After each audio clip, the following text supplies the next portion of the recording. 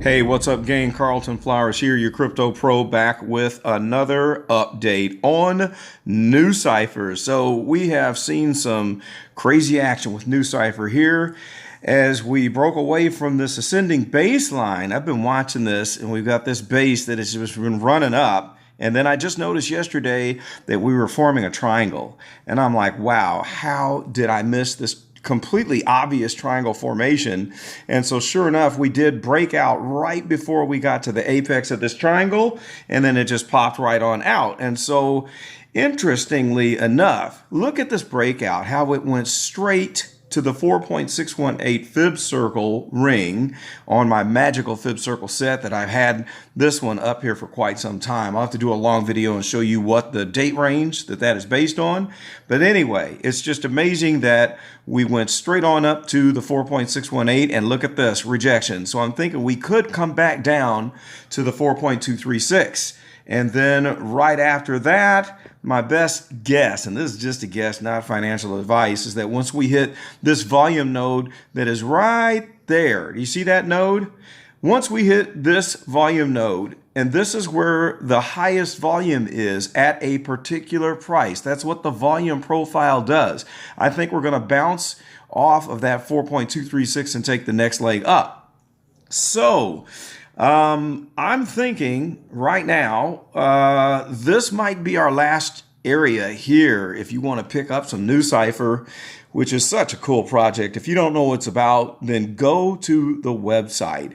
This project is about scrambling the data that is held on different blockchains, okay? So they call it Nucypher because it's just like the cipher from World War II, who used to scramble up the messages and then decrypt them whenever we would receive those messages while we're out there on the war front. So Nucypher is doing exactly like that with data on the blockchain.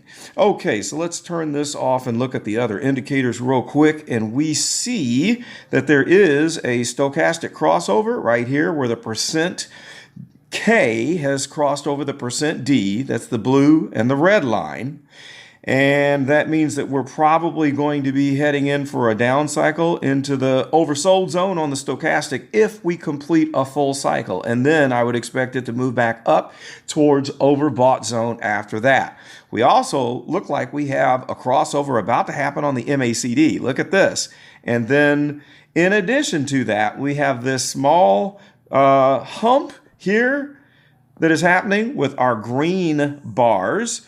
The volume bars that add up whenever we're on that uptrend, but then notice when it goes from dark green to light green, that's where we're starting to head down. And then when we go below the zero line right here, that's when we start to get some of this activity where you have your red bars. So I would assume that just looking at where we're sitting here, when this, let's see if I can get the paintbrush. Where's the paintbrush on here? I don't know. But if we can get these two lines to cross over, this is going to come down. And that's probably where our correction is going to happen when we float back down towards this fib ring.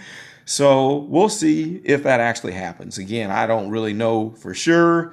And time will only tell. But that is about all I have. This is a new software program that I'm using. It's called X Recorder. And so the only thing I don't like about this software is I have to do this.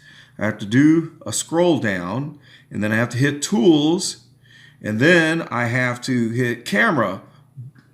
Okay, and there I am. So I've got to do all of that, unlike the built-in Android video recorder that just lets you hit a button and it pops up the video screen. So I'm going to have to write the developers here and tell them that I need a shortcut for that so I could do it like I'm used to, and then we don't have to go through all this trouble of hitting tools and all of that, just so I can say this is Carlton Flowers, your crypto pro, and I'm out.